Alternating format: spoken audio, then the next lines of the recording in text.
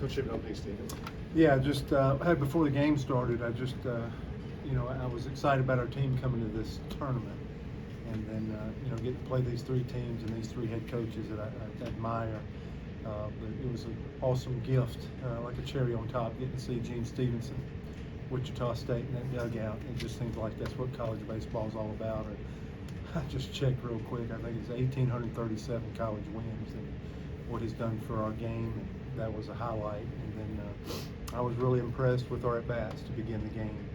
Saw a really good arm, not enough velocity that can kind of disrupt timing, and I thought we had an amazing at-bats, and something that I know Coach Gross, and as a hitter and definitely as a head coach, you love to see, with a good balance of being really aggressive, but also the evaluation of strike zone going on at the same time in harmony. So I thought that was great. The field set up today with the wind, how the ball carried to right. It just seemed like there were a lot of holes out there. And both of us, I think, would admit how much of a grind it was to pitch. So Joseph had some long half innings, our starter, and after the fourth inning, we were not interested in doing that anymore. But I thought both sides had trouble in a very offensive day. And for first 5 innings, I was interested. I wasn't as interested after the 5th inning. It became a long 7-inning ball game. Coop, just first at bat, bases loaded. Were you going up there looking for a specific spot right there, right out of the gate on the first pitch? Yeah, I think just a fastball early in the count, trying to get a job done with bases loaded, and less than 2 outs, put the ball in play early, and luckily hung one up middle for me, so put a good swing on it. Cooper, was there any aspect of the velo you guys saw last night being helpful in timing up a kid who has a really live arm? Yeah, I think last night we all saw how hard he throws and how good he threw against us, and we were able to fight off those ABs and towards the end of the game last night and come out with a win. And then today, we were just trying to get out there and show the energy we have in our dugout, and we're a talented group, and we're going to fight you tooth and nail every pitch. So we're just trying to put that into practice. Butch, you talked about approach.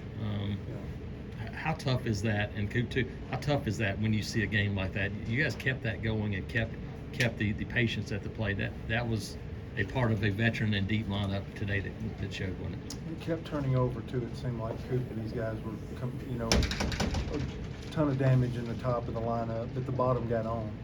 And when you keep flipping the lineup, these guys keep coming up every inning, every other inning. That's how this thing's supposed to work. And it's harder some days, just like we experienced first 6 innings last night. But really beginning the 7th inning last night, I think they've mentally been pretty strong. So since then, it's been pretty competitive, and I think we've evaluated the zone very well and put swings on the ball when we need to. Just a really good group effort, and we're trying not to focus on how many hits Cooper's getting or what's going on. I think we're just trying to still, what are we, 5 or 6 games into this or whatever, how close can we get? How close can the unit be? And I think the rest of this stuff will start taking care of itself.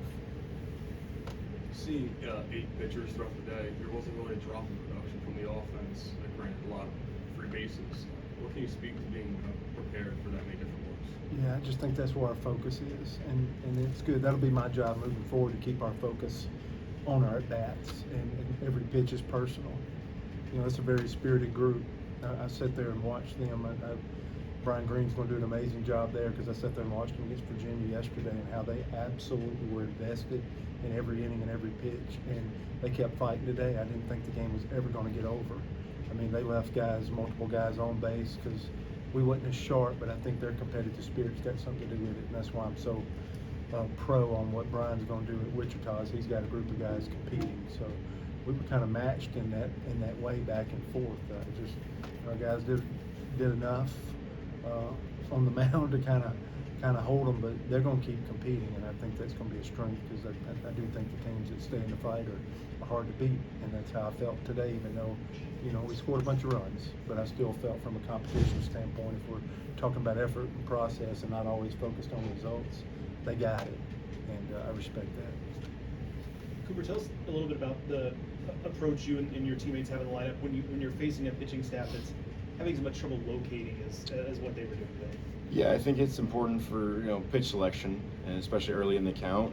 You don't want to swing at a pitch out of the zone and get into a hole early. So I think it's it's being mature enough to stay patient, and if you get your pitch early in the count, let it eat. But I think if you can work the count and put as many pitches into their starter or their first guy out of the bullpen as you can, I think it helps the team, and I think it's a very unselfish group, and so we're going to fight you every pitch, and so I think that's what it's all about. Butch, you get to take on now Virginia tomorrow, a program that's been as good as anybody for the last couple of decades. How much fun is that to see that kind of test for your team to finish off this weekend? Yeah, I don't think I got to compete against Brian's team since like 2013, so I cherish that. They're kind of a benchmark of culture and consistency and what they've done. So, I mean, this is great.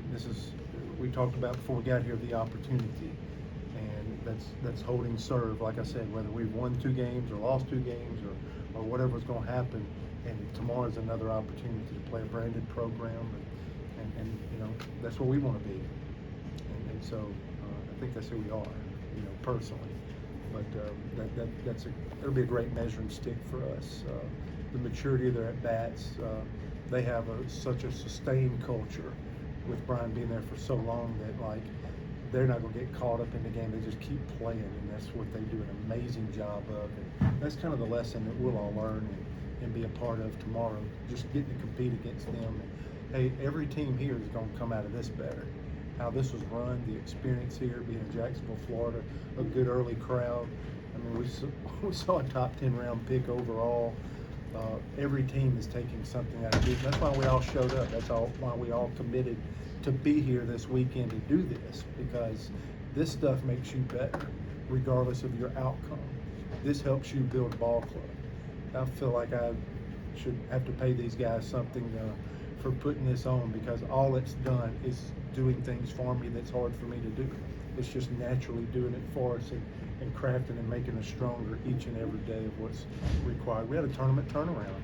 I think I finally started the brain slowing down about 2:30 this morning, and it's like you can get caught in a tournament. It felt like an SEC tournament, a regional type postseason type thing where you got to jump right back in the middle of it after 5 or 6 hours of sleep and get right back out there and compete. And yeah, we did a good job with it today, and I was pleased with that. But I mean, there's a lot of takeaways, and that'll be awesome getting to compete against Virginia tomorrow. But this has been a win-win for us getting to play in this tournament.